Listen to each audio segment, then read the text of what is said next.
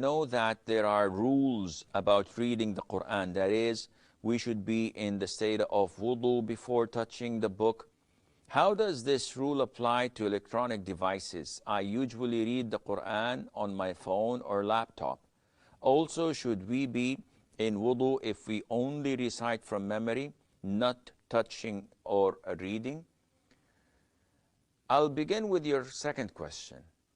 You do not need to be in the state of wudu when you read the Quran or recite it from memory. And a lot of the sisters, especially from the subcontinent, they come and say, when we recite the Quran, do we have to wear our hijab? Do we have to cover our hair? When we hear the adhan, is it must that we wear the hijab? And all of this is baseless. These are baseless things.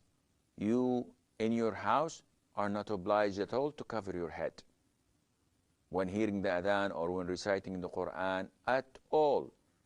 So this is baseless.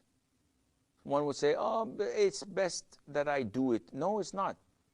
Because now you're innovating. Now you're bringing something to the deen that is not part of it. As for reciting the Quran and touching the PDAs or the mobile phones or the laptops to read the Quran from it, you do not require wudu for that. Why? Because these characters, these letters, these words, they are digital. So once you turn them off, they're gone.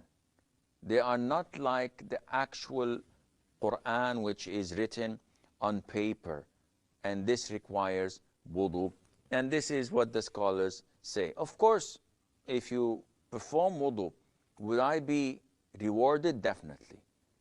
That is a plus, and it is definitely more recommended to do than to recite it without. But sometimes you're on the street, you're on the bus, in the train, you are in a queue, you're waiting for your appointment at the doctor's, and you're not in the state of wudu, and you have the Quran.